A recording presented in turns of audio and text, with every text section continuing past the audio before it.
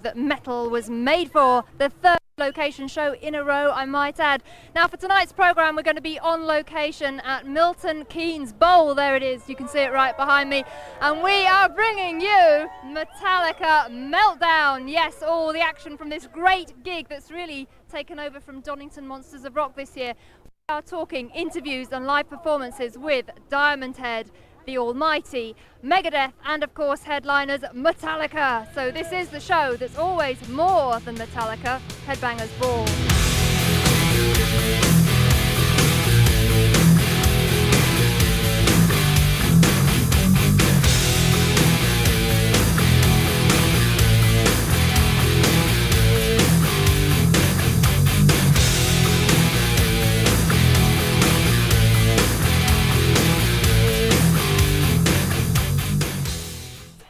It's going to be something truly fucking special. So, as you know, there's a band who lives just up the road in Stourbridge who's meant a lot to Metallica back in the early days. And we actually have all four of them here tonight for the first time ever together since 1983 when they played Donington and some shit like that. So, it's going to give me great pleasure to bring these guys up here in a second for the first time together, like I said, in 8 years, to play two songs that we've covered of theirs that you might just about fucking know. So how about a big hometown fucking hand for the guys up from Stourbridge. This is Duncan and Colin and Brian and Sean of Diamond Head. Come on. There's one of them. There's two of them. There's three of them. Oh my God, look at that shit, All the ugly ones. All right. Fuck yeah, I never thought I'd live to see this fucking day, All right, you got a mic? Want another one? Yeah. Double fist? Very special microphone. Hello, all right. There's a lot of people on stage, isn't there? Now, which way am I facing? All right. All right, then. Okay, what we want to know is, are you evil?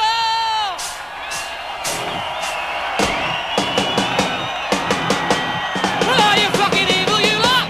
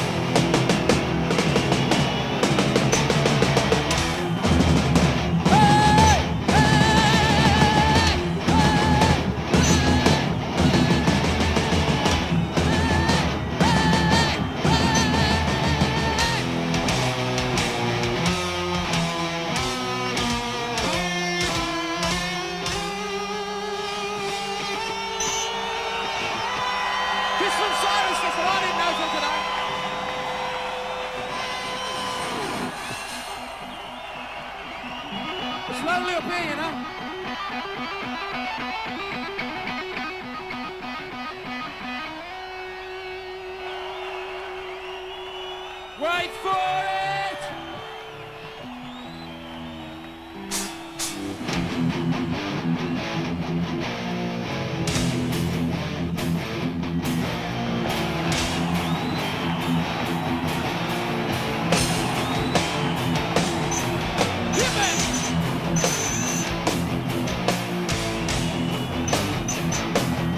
Come on!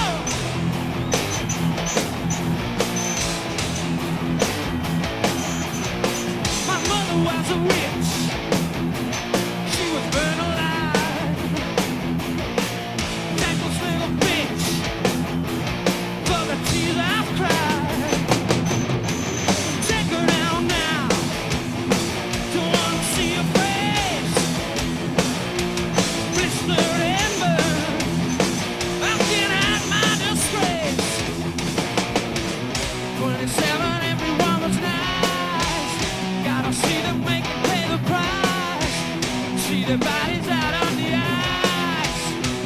Take my, are you ready, you lot? Am I evil? Yes, I am. Am I evil? I am man. Yes, I am.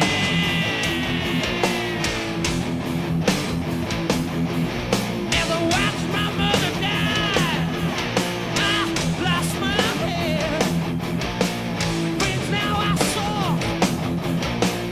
Bring with my bread. Taking no chances. You come with me. I'll split you to the bone. Help set you free. 27, everyone was nice. Gotta see them make a pay the price. See their bodies out on the ice. Take my time. Am I evil? Yes, I am. What is it? Am I evil? I am man. Yes, I am. Get to that.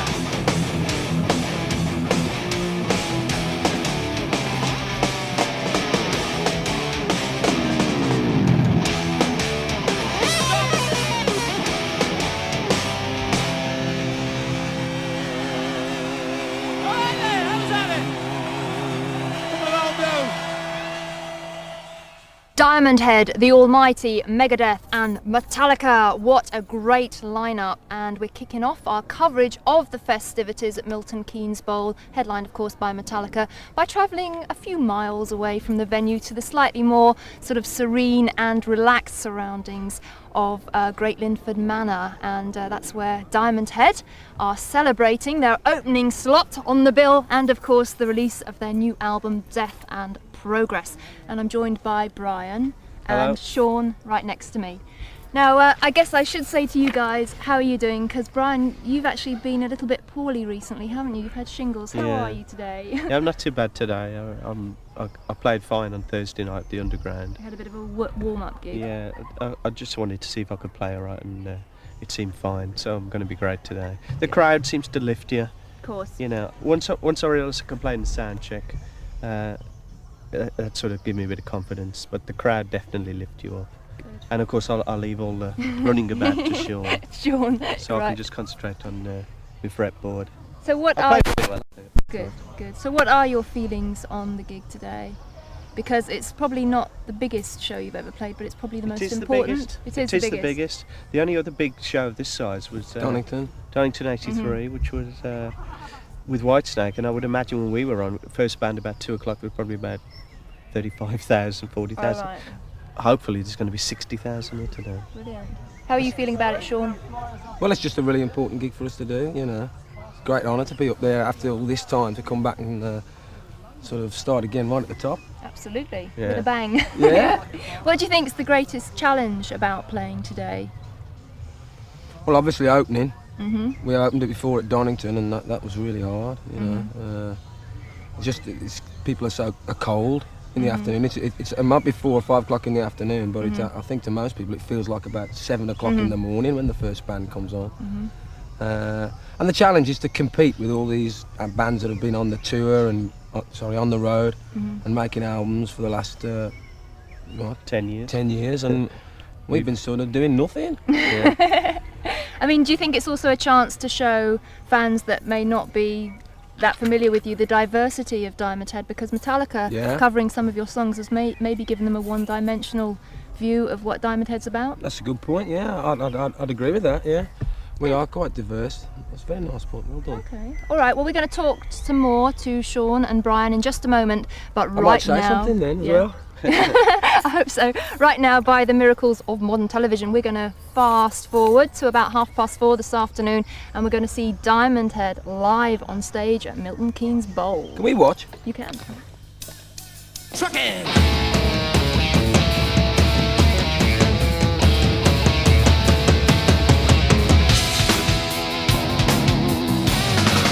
Black clouds in a red sky, no light, but the world by no time, like the time of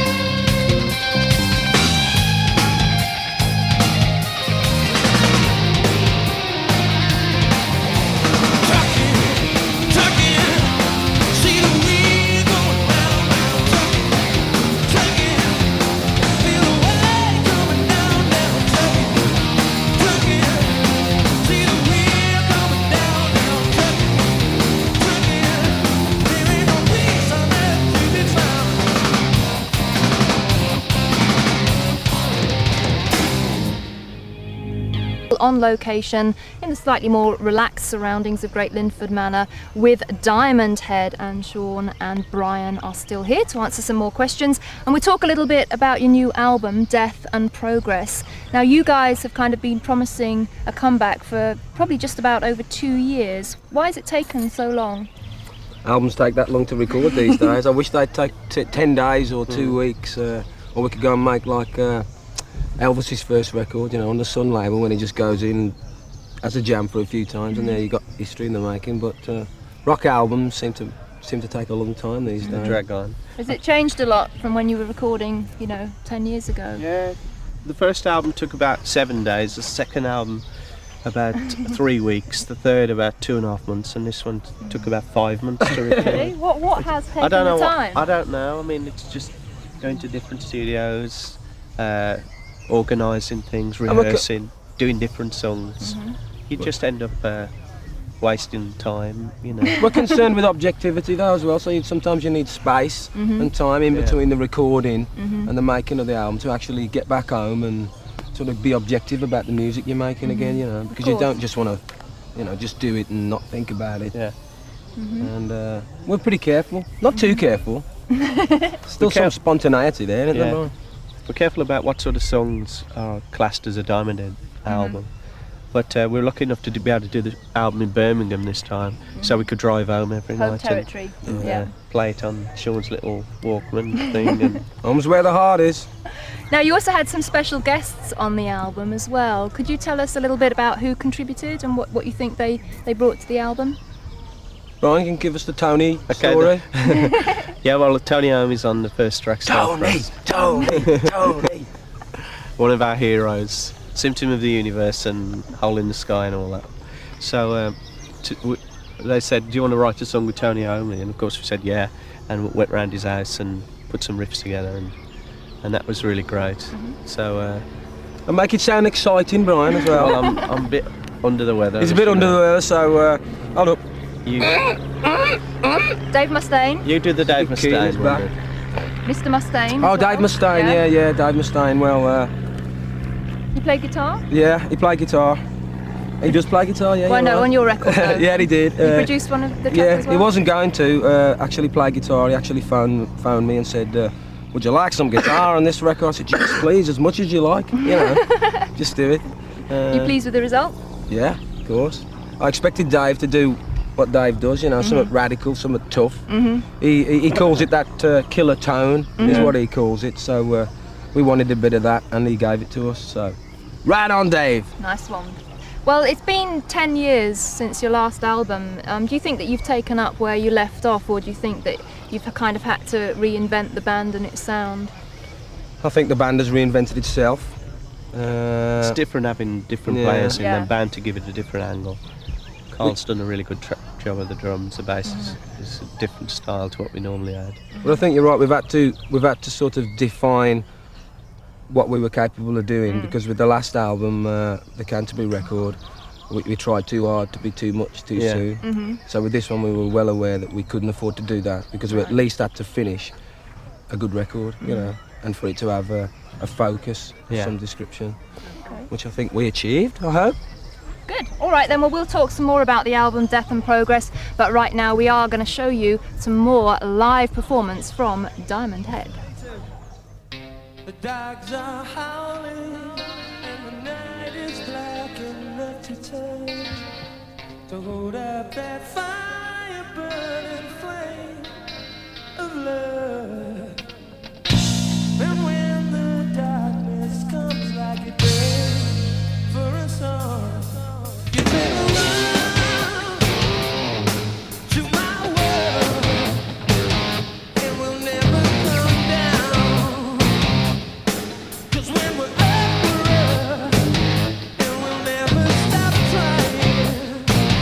Ooh, baby, when it's tough, hell is tough, but what can I do?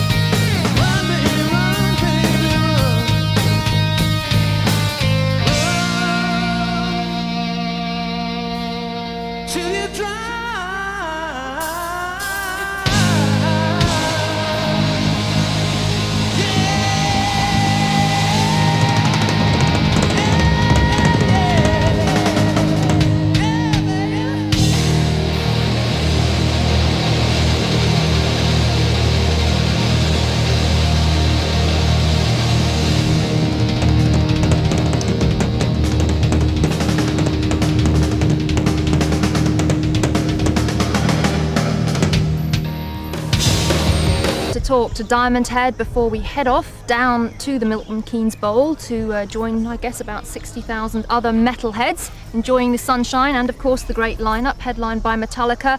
And Sean and Brian are still with me. And a couple more questions, quickly got time for. What lessons and experience that you learned last time around do you think that you've put into good effect for this record?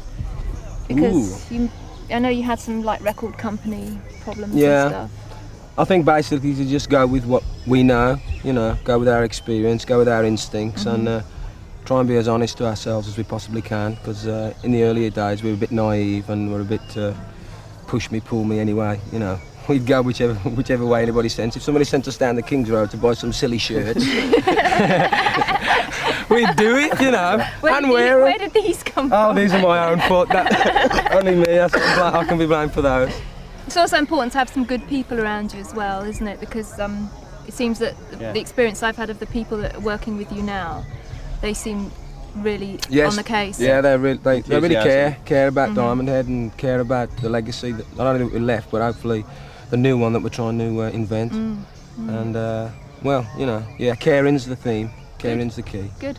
Lyrically, are you kind of still inspired by the same things that you were sort of 10 years ago, or do you think that because you're obviously a maturer, older person, do you think that you've changed from that point of view? I think I was inspired initially by language, English language, and then poetry. And when I did my early lyrics on the band's albums, it was more sci-fi and you know, strange, surreal stuff. And I think I've developed I've got back to the simplicity of enjoying language again. Inspiration just comes where it comes, doesn't it? Okay. It's not as simple as it was in the old days. And Brian, what are your plans after this great show at Milton Keynes? Have you got any more tour dates or anything? He's going to go to bed. Yeah. Try and get rid of me. His sunglasses. That's the immediate plan. And then hopefully we'd like to do some more shows. I don't know if we'll get anything as high profile as this one, but I think we'll play the back garden here, yeah? Yeah, that would be cool. Yeah. It's such a great place. maybe we can do 2 nights at Dudley JB's. The Linford Manor Lawn gig. That'd be cool. I want to come to that one. All right, well, thank you very much for joining me on this special day. Thank you very and I much. want to wish you all the best for this afternoon and, of course, your new album, Death and Progress. Thank you. And Nice hope to one. see you again soon. And right now, we are going to take our first short break. Then after that, we'll be back over, we'll be going down to the Milton Keynes Bowl, and we'll be meeting up with the next band on the bill, The Almighty. And of course, we'll have some more live performances for you as the Headbangers Ball from Metallica, Milton Keynes Bowl, continues.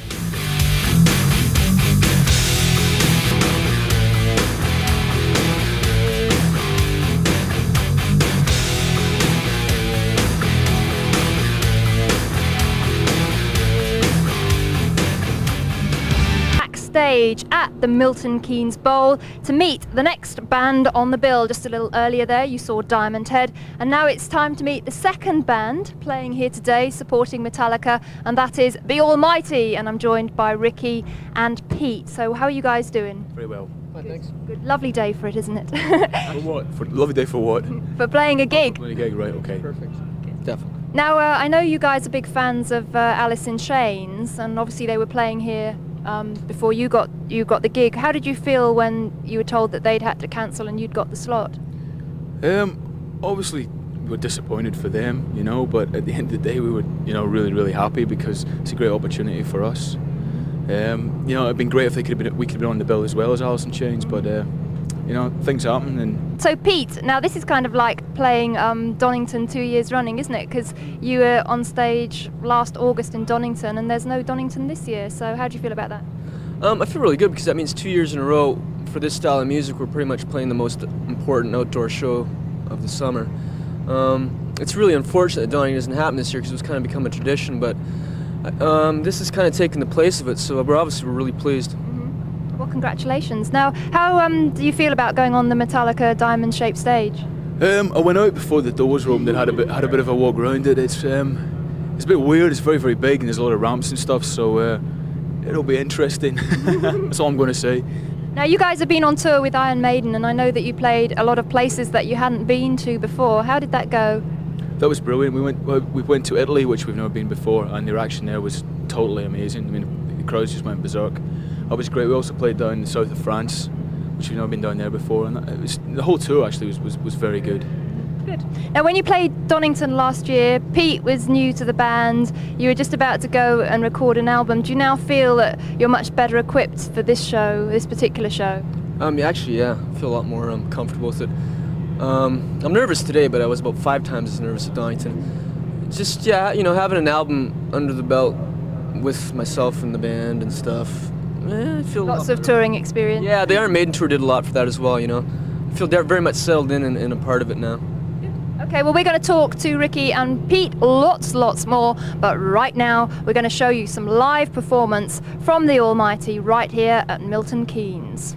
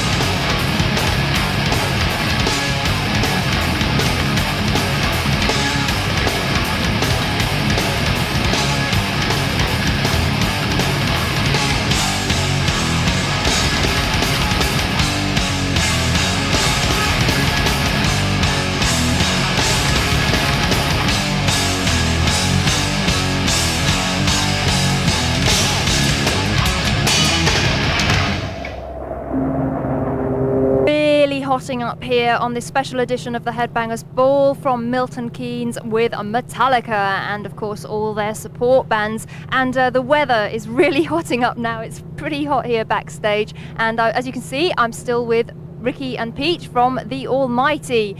And I was going to ask you a little bit about the current album Power Tripping. Do you feel that criticisms of the album kind of following the Seattle trend are unfounded?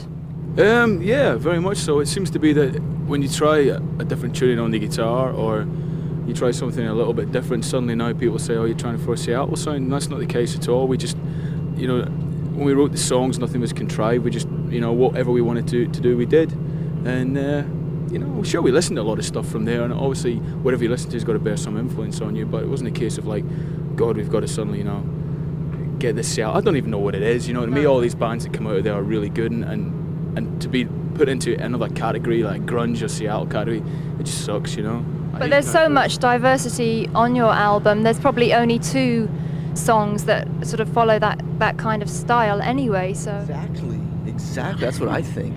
I think these people just are trying to find an excuse to put us and other bands down as well, you know. If you look hard enough, you're going to be able to compare everything to anything. I mean, that's what I think. They're just looking for an excuse to insult people. Now, the new single, or the current single, Out of Season, showed a slightly kind of softer side to The Almighty. Was that supposed to be... You said we look like Delamitri. Was that supposed to be in like a complete contrast to the way you looked and sounded in Addiction? Yeah, totally. You know, I think it just showed another side to the band that, you know, we can write the really heavy stuff, but there's also there's a bit of a softer side to us. And yeah, we didn't want to make 2 videos that looked the same, so yes is the answer to that question. Good. Yes, there you go. Now the B-sides that were recorded to go on those on the single, do they kind of show the band's influences and roots? Because there's some quite varied stuff there, isn't there? Definitely, yeah. I mean, we're only going to do cover versions that we like by bands that we like, and we're all huge Neil Young fans. Myself and Stumpy are very big fans of the Ruts, and you know, Pete and Floyd like them as well. So it was really easy to pick 2 songs, you know, by those said people to cover. But why are you such a big fan of say Neil Young? Because he's God. Simple answer to a simple question. He just rules. Incredibly good songs and really strong lyrics. It's brilliant. Okay, well, we'll talk to Ricky and Pete some more, but we've got some more music on the way for you right now, and of course we're going to show you some more live performance from The Almighty.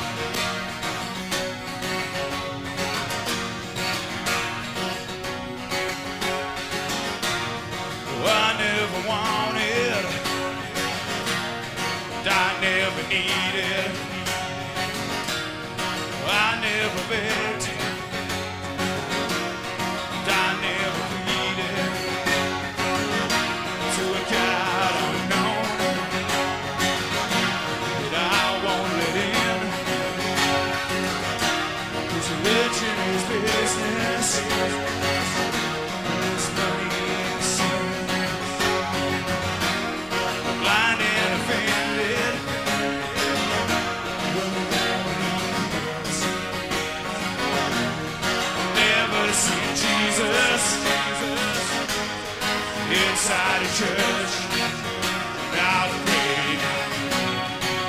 I want to pay to be saved. Find a brief bus to heaven.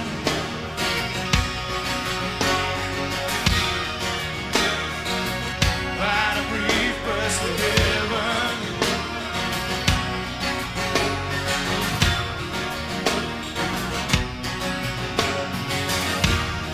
Immaculate deceptions going on every day.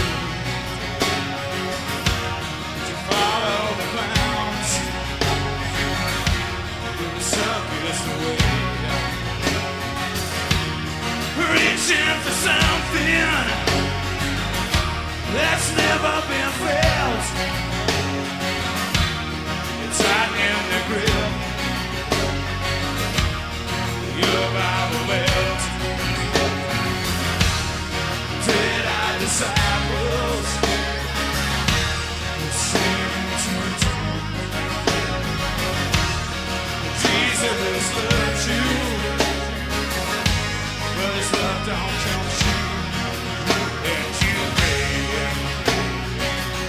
Yeah, you pray to be saved.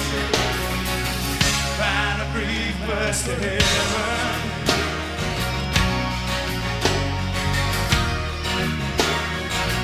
Find a brief bus to heaven.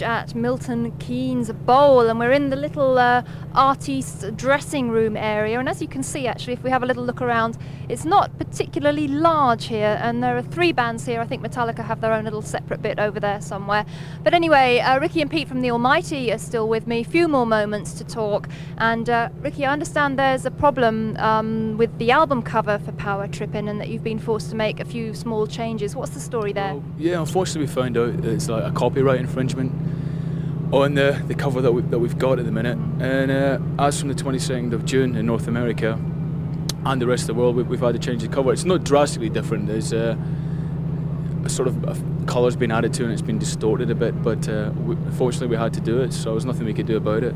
But it's quite a departure from your kind of famous skull logo. Why did you decide to move away from that? Well, there's so many changes last year with Pete coming in, and you know, the song sounding a bit different and just a whole different new vibe with the band. We wanted to sort of, you know, show people that, you know, we're not going to sort of stick with the same thing the whole way through. We wanted something a bit different this time round, and hence the album cover.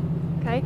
Talking a little bit about the songwriting, I know that you found it a lot easier to write the music this time, and that the lyrics for Power Trippin didn't come easily to you. Why do you think that is? Lyrics never really come easy to me, because I just don't like really writing something that's really straightforward. I like making plays on words and stuff like that. The music was a lot quicker because we had this guy who I could get together with, you know, a couple of times a week, and we basically got the music together between us, and then the rest of the band arranged it.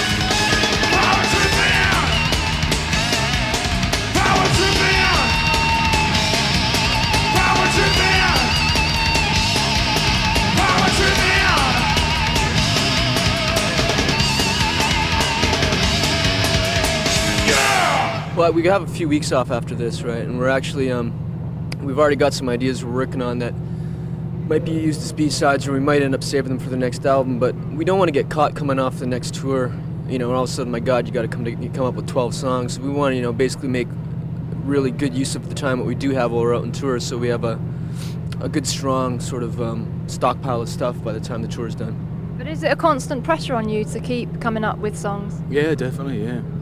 Okay. It's you know, writing songs is like, you know, it really does. You go through hell trying to get the end result, but you know, it's worth it in the end. Okay, well, we're going to have another short break right now on the Headbangers Ball. Good luck to these guys this afternoon and with the upcoming tour dates, and we'll go into that break now. After that, we're going to be back with the next band on the bill. You know who it is, Megadeth. So see you there.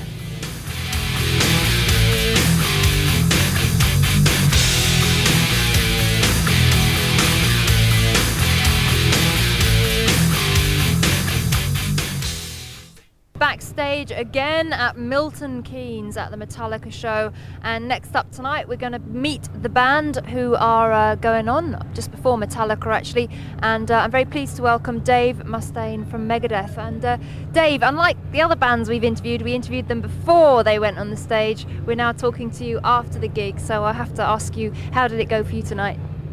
It went. But you didn't have to do very much singing because everybody was singing for you. It was brilliant. Yeah, I noticed that. That was really cool. I appreciate that because it lets me earn more money for less work. No, it's great to see you looking so well and on such fine form. And you know, I have to ask you, there's been like a lot of rumours and a lot of talk about problems with you going back to like drugs and alcohol abuse and everything. What's happened there?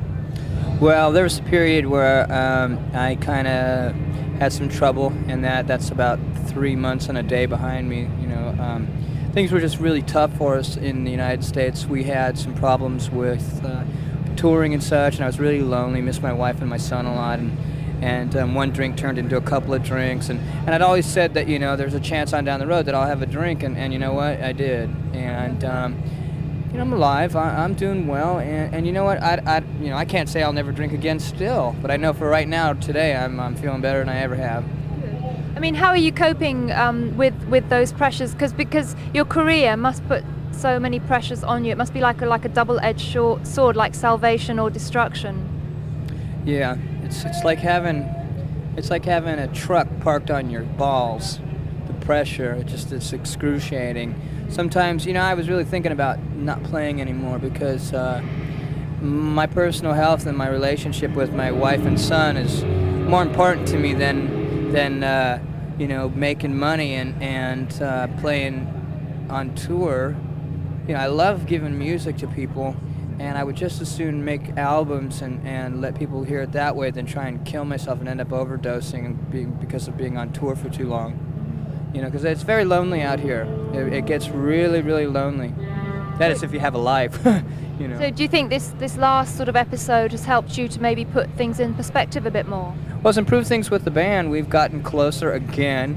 Every time I relapse, we get better. So hopefully this is the best we'll have to get. You know, I don't want to keep having to go in and out of hospitals just to make the band improve because it's very taxing on my body. So do you think that having your wife and your family and having a stable background has been the thing to really pull you through this time and maybe keep you hopefully on the straight and narrow? You know, I don't know. I know one thing is for certain, that having them in my life has definitely made me a lot happier of a lot of the things that I used to take for granted. Okay, well, we'll talk to Dave a lot more, and of course in the next segment we're going to talk about the Megadeth music, and we're going to show you a little bit of the band live on stage here at Milton Keynes.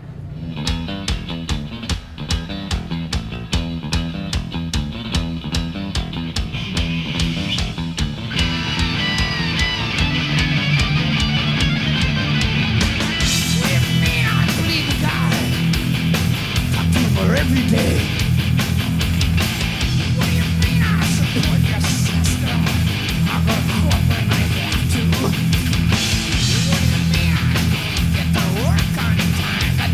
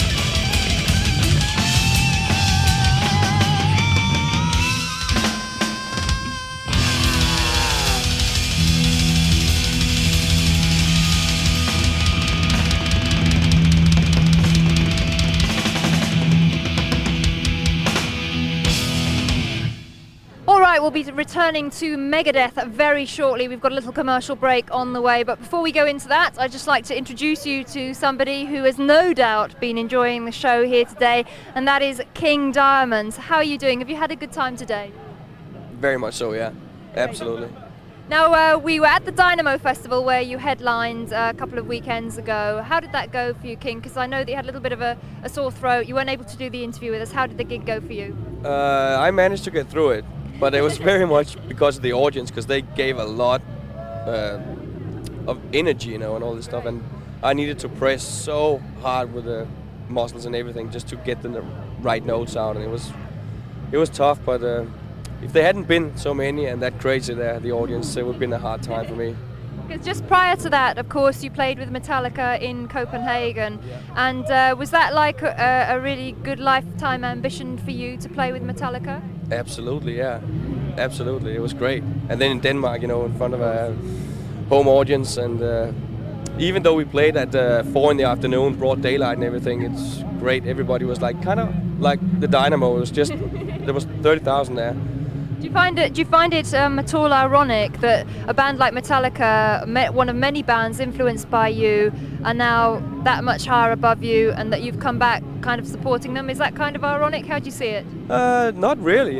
It's like they've been going at it all the time. Mercyful Fate stopped at a certain point, where we might have taken it further as well. We don't know that, and I don't even want to look back and say, oh, I'm so sorry, maybe we could have done that. There's no regrets. We did what we did, and we couldn't go on because there was different opinions on the musical style between Hank Sherman and me. Mm-hmm. And now he's back in his heaviest style ever, and it's like we've discussed a lot of things before we even started this whole project with Mercyful Fate again, and it doesn't mean that King Diamond's not going to continue, because we already have the next album written. We're just looking for a deal in America right now, so but we're going to give 100% for Mercyful Fate, and there's going to be more albums from Mercyful Fate too. So we're going to go 100% tour as much as we can for this album. Whenever we can't tour anymore this new album, then it's time for King Diamond to go in the studio and do one.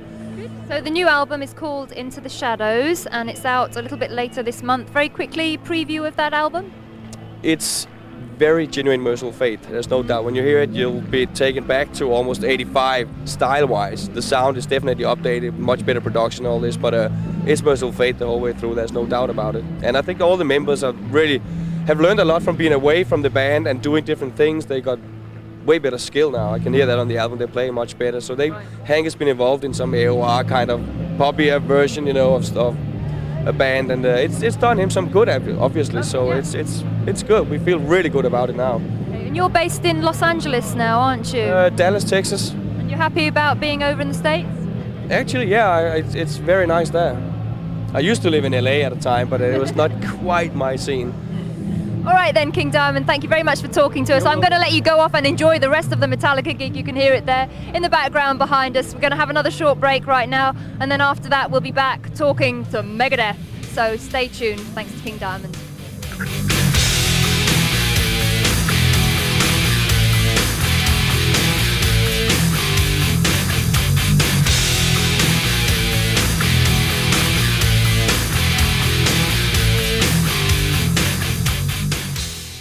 Okay, we're back with Megadeth on the Headbangers Ball from Metallica at Milton Keynes, and Dave Mustaine is still with me, and also Dave Junior Dave, and we just asked Dave number 1 his feelings on the gig tonight. How about you, Dave Junior? How did it go for you? There you go with that junior thing again. I should have never said anything. Dave number 2. Yeah, right.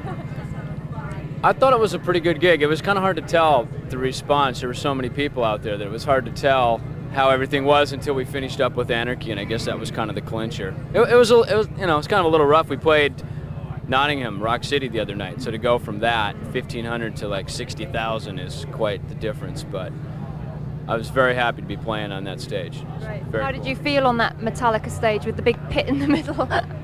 We wondered how the hell they move around on it, actually. Actually, I felt like I was standing, like I should be taking a pee, and I'm standing in front of something with a big hole right there, like I should. So what do you want this gig to say about Megadeth in 1993? Because... how the hell am I supposed to know? I don't know what I wanted to say. I wanted to say whatever anybody can say. Do you kind of see it as like publicly burying the hatchet with Metallica? or is that something just that the press have kind of made a big deal of? With me, the hatchet was buried a long time ago. People just, let that shit go on. So are you going to get up with them tonight and play? Excuse me? Are you going to go on stage with Metallica tonight? No. All right, well, let's move on then, because Dave number one, you actually also contributed to Diamond Head's album. Was that very special for you to take part on that? Yeah, it was. It was nice. Because you play guitar, and also, was it produced as well? Yeah, it was really nice. It was a good opportunity for me. Because I know that they were like one of your favourite bands as well, weren't they? Yeah, they were. One of many, yeah. But one of the cooler ones.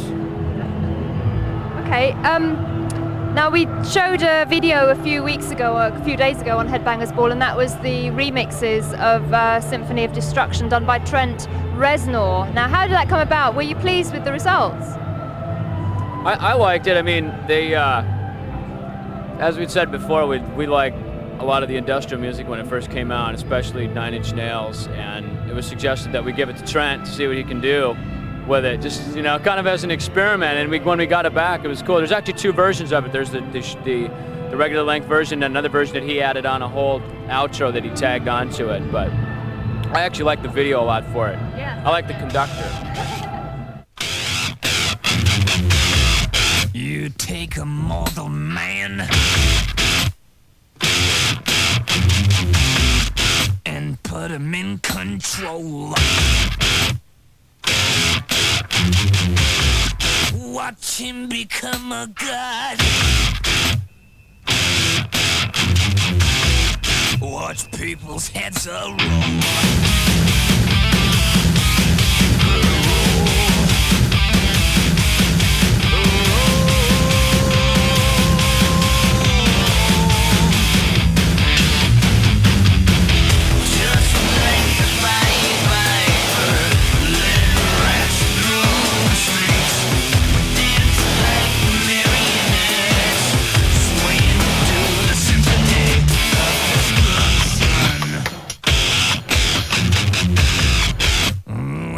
Like a robot,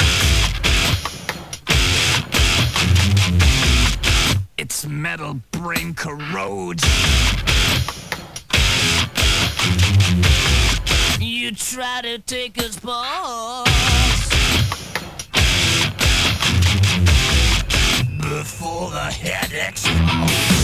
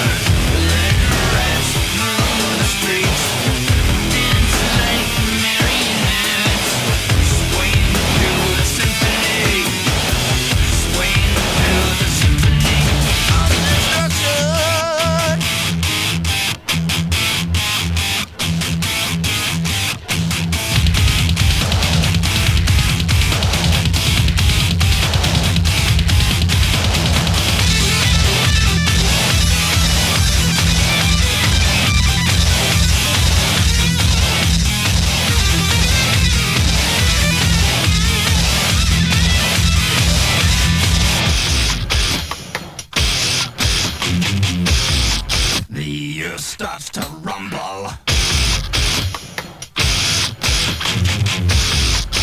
World powers fall. Roaring for the heavens. A peaceful man stands tall.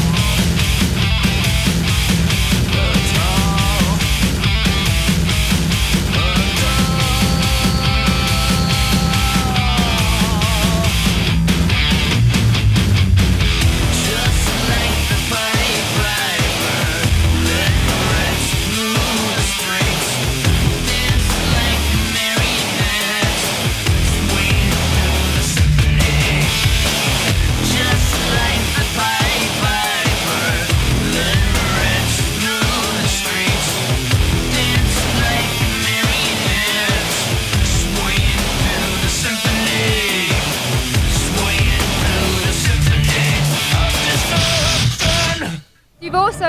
been involved in writing a new song for, is it the Last Action Hero soundtrack? Now, how did that come about? Did you actually know about the film and write the song, or was it something you already had in sort of on the go? It was it's a new film that's going to be out, I think, in July up here, from what I've heard. Apparently Arnold Schwarzenegger wanted us to do a song for it, and he wanted new material for it, so we didn't just use some throwaway stuff from Countdown. We went in and we wrote a song, recorded it, and we just finished the video for it about a week ago, right before we came over here to do this. So we saw like a little synopsis of the script, to kind of get an idea what the movie was about, but rather than, we already did that once with Go to Hell for the Bill and Ted movie. We kind of like wrote a song around the idea of the movie, then they changed the title for it, because that title was going to be Go to Hell. So rather than like do that with this movie, as we were in the studio, actually, Dave changed the lyrics the day he was tracking the vocals. And the idea of the lyrics, Angry Again, concept and title fit great with the lyrics, so with the music, so we actually changed it right then. So you played it tonight, didn't you? How did it go down, the new song? It went. It was okay. I mean, nobody really knows how it goes, so they're kind of going. They were listening. Have you had a chance to work on any other new material apart from that? Plenty. We've got all kinds of new stuff. Okay. And what are Megadeth's plans for the immediate future in the next few weeks? After we do these Metallica shows this week, we're going to be going back to, you like to look cracked there?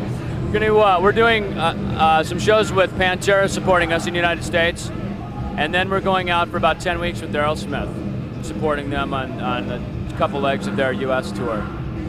Dave, just then you were telling me that you're not skydiving anymore. Why is that? I've been there, done that. Don't you miss it?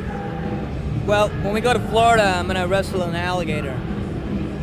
That's your next challenge? Yeah. Okay. Well, thanks very much to both of you for talking to us again on Headbangers Ball. It's great to see you again. And right now we're going to finish off with some more Megadeth live performance. And then, of course, a little bit later on, we're going to be meeting up with the headliners, Metallica. So stay tuned as the Headbangers Ball continues.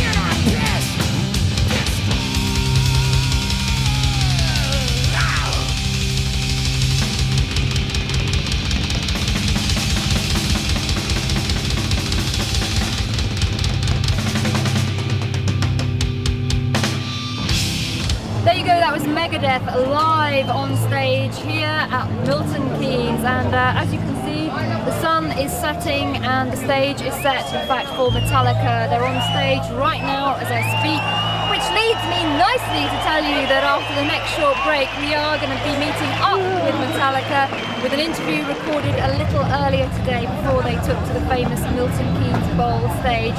And also, you may like to know that Metallica are our band of the week on page 280 of MTV Tech. So for more information, check that out. And we're also running a competition for some winners to win some Metallic cans, these limited edition cans full to the brim with Metallica goodies.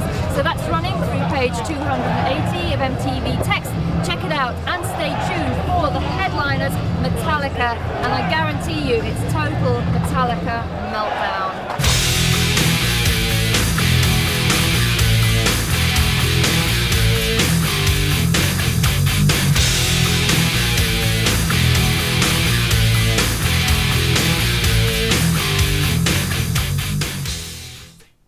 Hi there and welcome back to the Headbangers Ball, where we have reached the highlight of our entire program. It's time for total Metallica meltdown, and you know this guy who's joined me, James. I'm very pleased to welcome you to Headbangers Ball, because last time in Birmingham you weren't very well, so I'm very glad to see you well today. How are you doing? Yeah, better mood. Good. Now, there were rumours that Metallica might headline Donington, although we heard that there wasn't a Donington this year after all. What are the pros and cons of headlining your own show rather than doing a big sort of famous festival like that? Well, it's good to see that people are coming to the show because it's Metallica, not just because it's a Donington thing, which is an event in itself, you know. But it's good to see a lot of crazy people here to see, you know, the good music that's going on today. Well, it's a great lineup. Everybody agrees that. When you were in the big arenas, you had the Metallica film. Now, do you think that these opening bands, the Almighty, we can hear behind us, do you think that they're an important part of the outdoor vibe? Oh, absolutely. Yeah. The film wouldn't really work outside, would it? Well, I mean, everyone's seen the film, and I've seen it, and it's, you know, we know what we look like, and everyone else does too now. So it's good to have some bands up there rocking and getting people happening out there. It's very good of you to allow bands to use the whole stage and everything. I think some of them are a bit... What, they are? No snake fit today, though. No, that's our thing. That's your thing. Right. Now the Metallica album obviously allowed you to get a lot of things off your chest, but your life has changed so much over the last 2 years. I was wondering, do those subjects and experiences seem to you like they're from like another era of your life? Like 2 years ago or something, yeah. Well, all the lyrics on every album, like when you go back and listen to them or read them again, there's like a whole new meaning to the things. It might be something completely different, but yeah, I mean, I feel like there's something missing inside me now because I need to kind of create new stuff again, which we will probably be doing soon when we get back. So. I mean, are these new songs from the Metallica album, are they still really fresh to play live 2 years down the line? Yeah, definitely. I'll actually listen to the thing too. I'll put the record on. And also, I guess playing live, they're a little bit shorter and maybe a bit simpler. Does that help as well? Well, that definitely works better. I mean, it makes the set list look more impressive, you know? Wow, 20 songs now. All right, well, July the 4th is the big day, the final Metallica show on this tour. 15 to go. I'm not counting though. So are you looking forward to the final one, or are you hanging in there? Everyone's in a great mood. I mean, everyone can see the end, and so everyone is really hepped up. I mean, everyone, crew, band, the whole thing. So you're going to have a big party on the final night? You don't know us very well. Yes, of course. But how are you going to switch off from all this Metallica activity? What are you going to do in your free time? I don't know. It's going to be a bit scary, you know. Wait for the wake-up sheet to come under the door, you know. What do I do today? You'll be waiting a long time. Yeah. I don't know. It'll take at least a month to kind of wind down and figure out that you're really at home. Do you feel like you've got roots at home? Oh, definitely, yeah. You go back to that and like totally switch off and then come back? Yeah, that's what I try to do. You go home and hang out with your friends and you know, shut Metallica off, but I mean, it takes at least a a week or two to wind down from the damn thing, and then, you know, we've only been home like 2 weeks at a time, so there's no real time to kind of really relax, you know. I do understand. So you were talking there about winding down for this break you've got coming up, but really right now you're winding up for tonight. Hell yeah! So, how are you feeling about tonight? Oh, very good. I mean, everyone, like I was saying, is in a great mood, and you know, I think we got some pretty rocking bands going on here. But it's great to see you in a good mood. Thank you very much. All right. Good. Thanks very much to James. And right now we're going to show you a little bit of Metallica live here at Milton Keynes.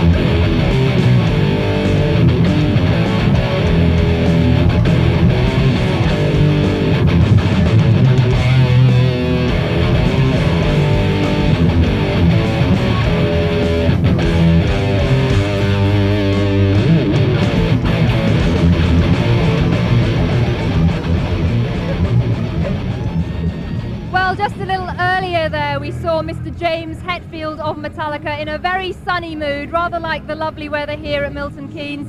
And now I'm very pleased to welcome Lars back to Headbangers Ball. How are you doing, Lars? I'm very sunny too. No, we're all in a really good mood. When I woke up this morning, I was like, yay, it's finally here. Let's do it. Let's get on with it.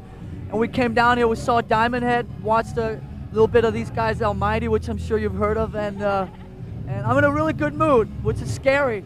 Good, good. Let's talk a little bit about the Metallica live show, because you're winding up the end of 2 years on the road. How do you feel that the band and the live show has progressed and developed over those 2 years? Steadily worse. No, it's pretty much gone up most of the way. We're playing a lot better than we obviously were 2 years ago. We know what we're doing a lot more. We had a little bit of a period in like maybe February, March into early April where we were in a little bit of a lull, but we're now, since we started this European leg 3 weeks ago, we're playing probably the best we have in the last 2 years. We threw a couple of new songs in there, Brilliant. Moved the set around a little bit and so on. So right now I feel better than I have the last 2 years. Brilliant. I'm sure you're winding up for July the 4th as well, the final date on the tour. July 4th is now 4 weeks, 15 minutes, 12 shows. seconds. Yeah. Let's talk a little bit. Have you had to compromise the staging and production in any way to accommodate these support bands today? No, not really. I mean, the whole thing that we've been doing here for the last 3 weeks has been 2 or 3 support acts in every place, and we have some of the better things from the indoor gig, like the Snake Pit, and James has 46 microphones and all that stuff. So it's it doesn't really. We have some very good production people that move things around, and drums kits get shoved up where they're supposed to go, and it's all very smooth. And it's so we have our full production thing that we had with when we were co-headlining last summer with Guns, and we've added a couple things to it, but it's working really well. But the Snake Pit's only open for business with Metallica, right? That's yes. I'm sorry. That's No, I think some of the bands were a little worried about all the ramps and the walkways and going out the front there. Well, I can understand somebody who's never been on that stage before. It's like, what's this big gaping hole in the middle of the stage? Just maybe we should put like a security net down there. But you know, we've had the Cult and Suicidal with us in over Europe the last 3 weeks, and nobody's fallen in, nobody's gotten hurt, and it's working really well. So I'm happy. Good, that's great. Will this show be particularly special for you, bearing in mind that Diamond Head are on the bill, and you know you've long been a great fan of the band and always spoken up for them? So flying the flag, yeah, it's great. I mean, the fact that these two guys are standing over here clowning around, and I just saw them play for about 25 minutes was amazing. Also, I should say that last week when we played in Copenhagen, we had Mercyful Fate, which was the other band. Yeah. You know, the three bands that really influenced early Metallica was Diamond Head, Mercyful Fate, and Motorhead. So the fact that we've played with all those bands now in the last few months, we had Motorhead with us on the Guns tour last summer. But seeing Mercyful Fate last week open for us, Diamond Head today, I feel like I'm 12 years old, you know, like a little punter running around going, yay! Oh, brilliant. It's great. It's really good. And it's a great day today, and it's just couldn't ask for a better setup. Good. Well, there is some things we've got to talk about, very important things. Forthcoming live video and, forthcoming live album and home video. Tell us a little bit about those. Let's see, where do we start? I think the best way to is some of you guys out there might be familiar with a couple years ago, Queensryche did like this little like package, kind of a box thing that had some videos and CDs or cassettes, whatever configuration that you bought. That's the idea we're going with. We're not trying to do like, you know, a single album, a double album, a single video, a double video, and another CD with a different cover and 3 other songs. It's like one package. If you want this thing, you have one option. You buy the whole thing. It's gonna have about two. I'm seeing all these people everywhere, and I'm sitting here waving to everybody. It's gonna have a whole show on video from San Diego early in the tour, and about half hour of stuff from the Justice tour from Seattle in '89, of all the songs that we didn't play and so on this tour. And it's got a whole show on CDs and cassettes or whatever configuration that you buy from Mexico City later in the tour, and you can see it's 2 different set lists, it's 2 different, you know, we're playing a lot better obviously as the tour moves on and so on. It's going to be, you know, have the usual 712 live photos and all that kind of stuff. So it's going to be the definitive live Metallica pack. It's not going to be so much for all the people that just know Metallica from, you know, Enter Sandman or whatever, but it's going to be for the fans that have been with us for the last 12 years and so on. I think for them it's going to be something that they really get off on. Okay, well, we'll talk about that a little bit more in the next segment, but right now we're going to show you a little bit more of Metallica as they are at their best. Here they are live.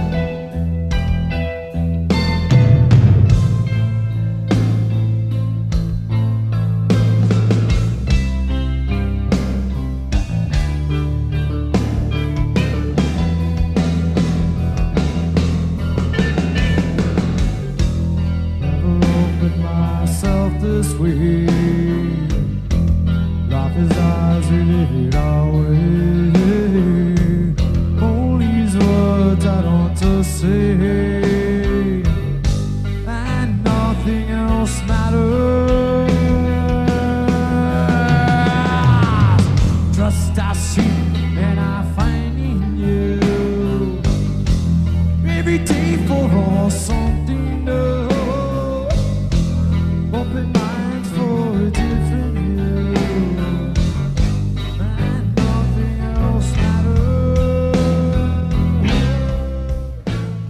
is still with me on the Headbangers Ball, waving to all his friends backstage at Milton Keynes. There's a great atmosphere back here, actually.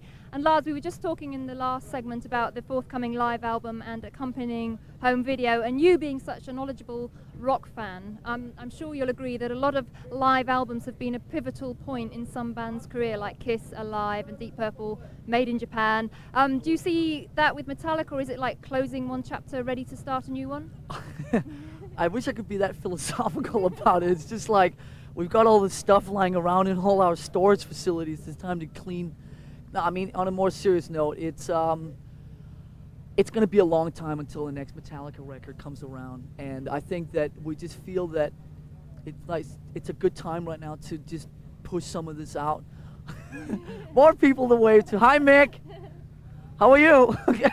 That's Mick. That's Mick.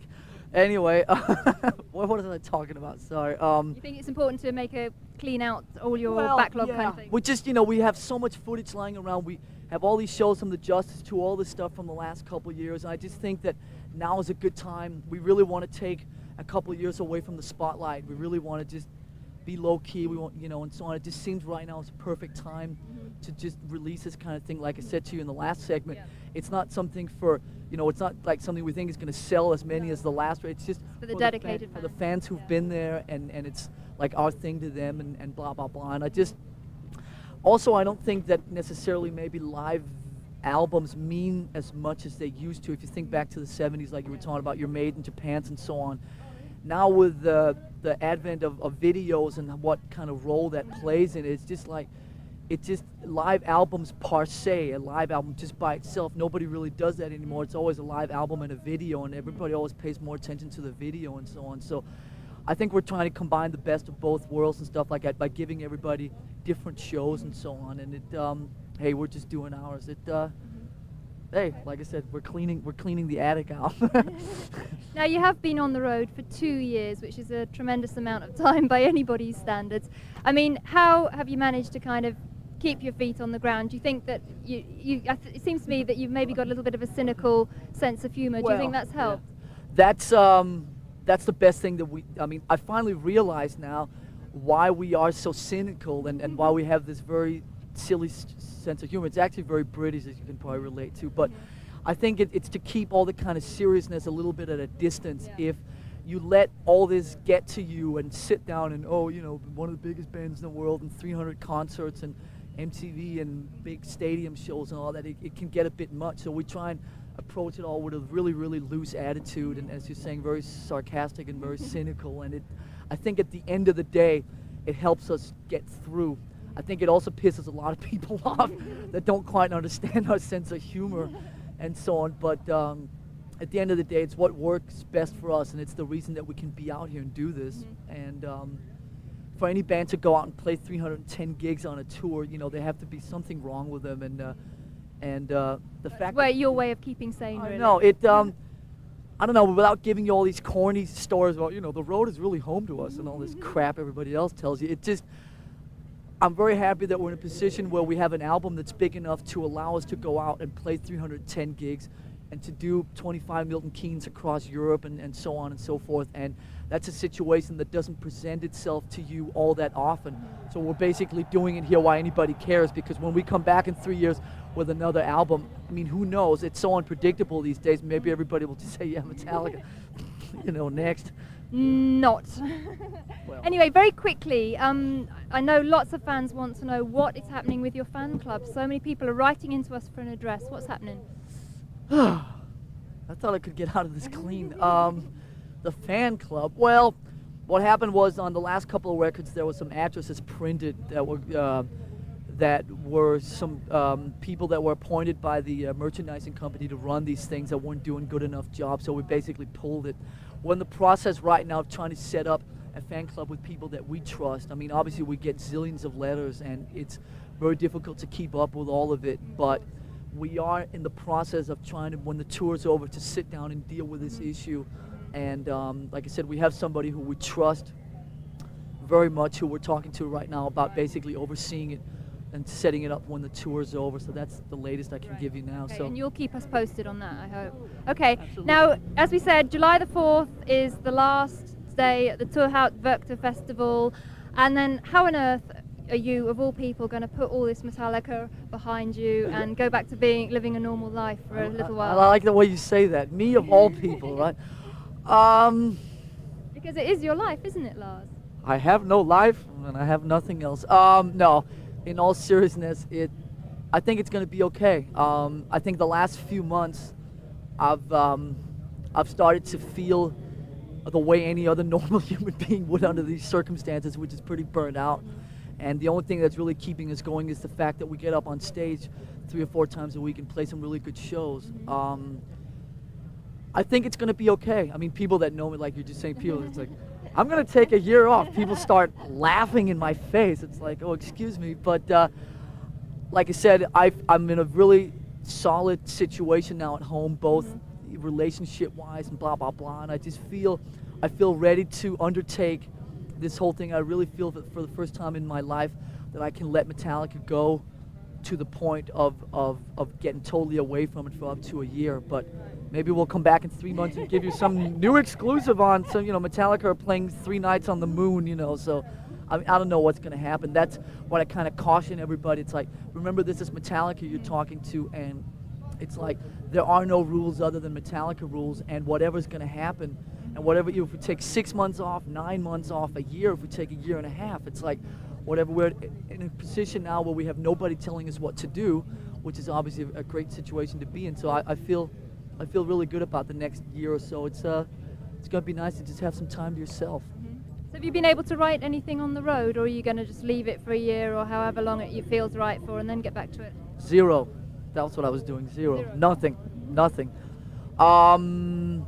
We're one of these bands that don't subscribe to the theory of sound checks. We've probably done, I'd say, 5 or 10 sound checks on this tour, and which means that we don't really jam all that much. We sometimes sit in the tuning room, a little riff comes up here and there, but generally we don't really bother that much with all that. So when we've taken some time off, we're going to sit down and shift through all the stuff again and come up with 10 or 12 new songs. And right now there is really nothing. So that's all I can tell you.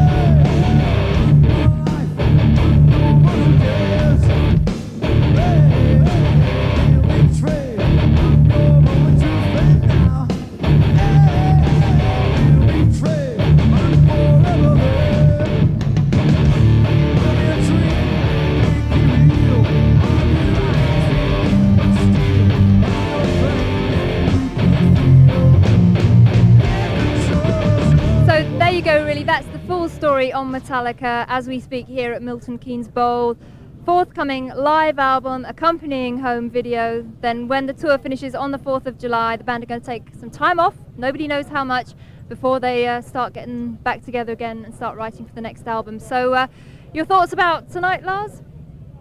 There's a gig a little bit later. Oh, I thought I was just here punting around. It's going to be great. I mean, what can I say? Look at this day. It's been a great 3 or 4 hours so far. Like I said, I'm in a great mood. James is in a great mood. This is all very scary. So it's going to be good. It's going to be real good. There's 60,000 people out there. The fact that we can come back to England and play to 60,000 people in one go is incredible. So it's going to be good. I feel real good about it. All right then, well thanks very much, Lars, for taking time to talk to us. It's great to see everybody in the Metallica camp in such a great mood to go with the weather. I want to ask her something, okay? So what do you think of the Almighty? Oh no, don't do that. Oh, didn't you see him? They just played for 45 minutes. What have you been doing all this time? I was interviewing Metallica.